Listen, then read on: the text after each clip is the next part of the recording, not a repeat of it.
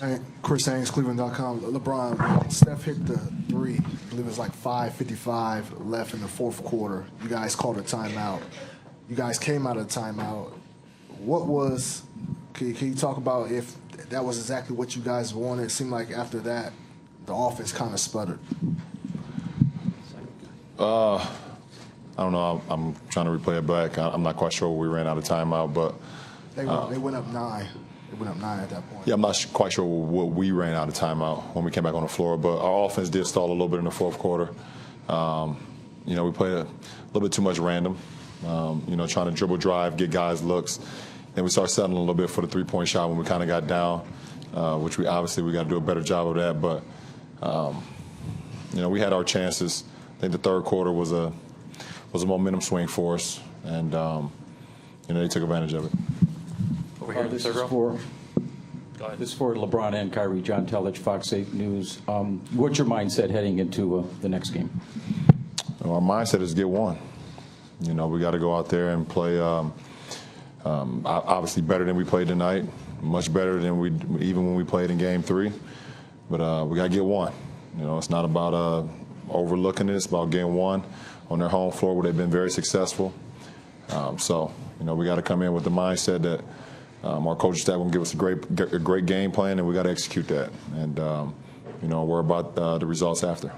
Chris on the left side. Chris Broussard, ESPN. LeBron, you had words with Draymond and Steph. What kind of got you going, and what were you saying to them? Nothing that get me going. Draymond just, he said something that I don't agree with. I'm all cool with the competition. I'm all fine with that, but some of the words that came out of his mouth was a little bit overboard. And being a guy with pride, a guy with 3 kids and a family and things of that nature, just some things that go overboard, and that's where he took it. So that was it. Anything with Steph? Nah. That was that conversation was competitive conversation. I'm okay with that. Jason Lodak, Big Joe. LeBron, I think you had 4 free throws tonight, the entire game. Just your thoughts on that and some of the calls tonight.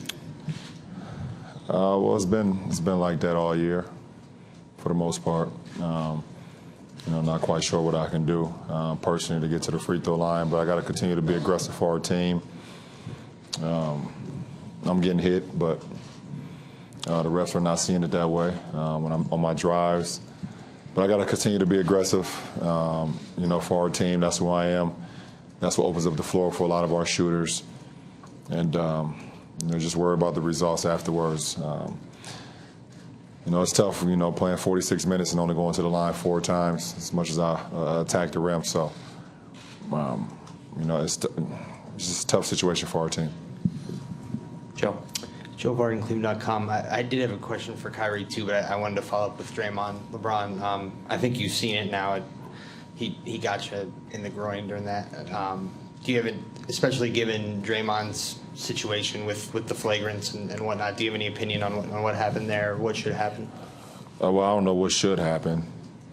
It's not my call. It's the league office. They'll take a look at it. We all saw it in the locker room. Like I said, as a competitor, I love going against Draymond. And I'm all about, going out there and leaving it all on the floor. But, when I get a little bit more than what it should be, then, that's what caused me to have words with him. So, as far as the play, I think the league will take a look at it. Obviously our locker room have seen it, and we'll see what they say. Do you expect that the league, whether you think they should, do you expect that they would? No. And then for Kyrie, you were off to such a hot start, and it looked like you hurt your hand or something.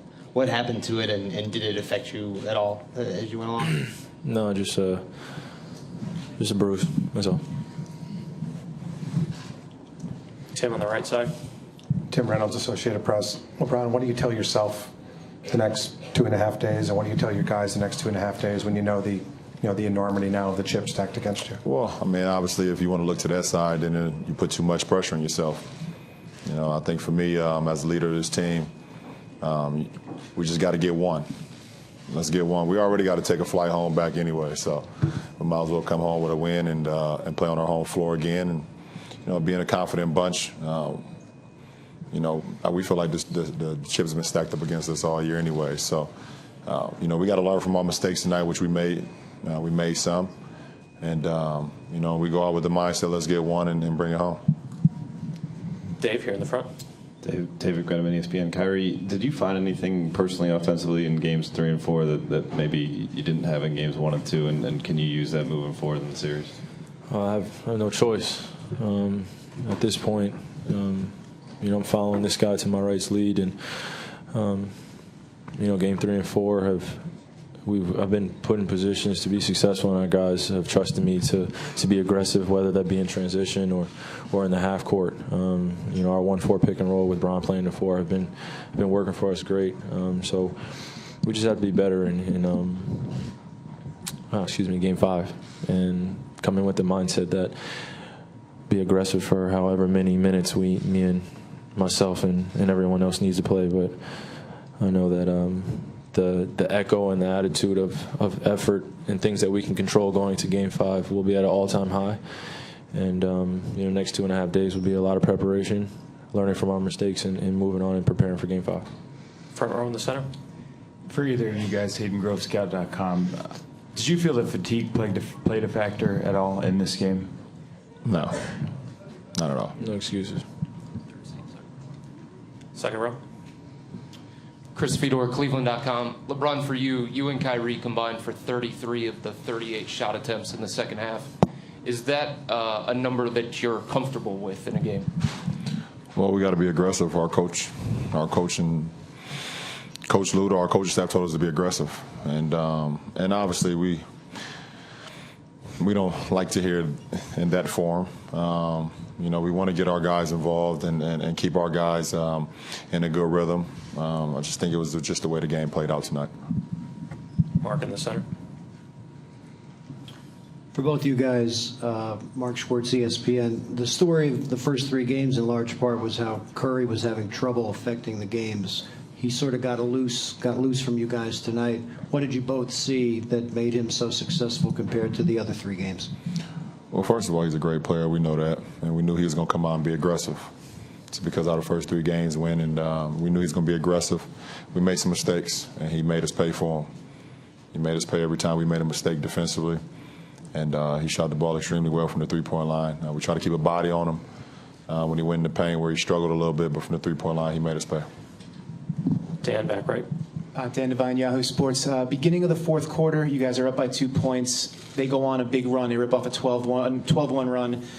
You guys sort of, it was like you were playing in quicksand a little bit there. What was the experience like as that's sort of starting to happen for you? What was changing for them that was making it more difficult for you to get stops? They started making shots, and then they started getting stops. They did it on both sides of the floor.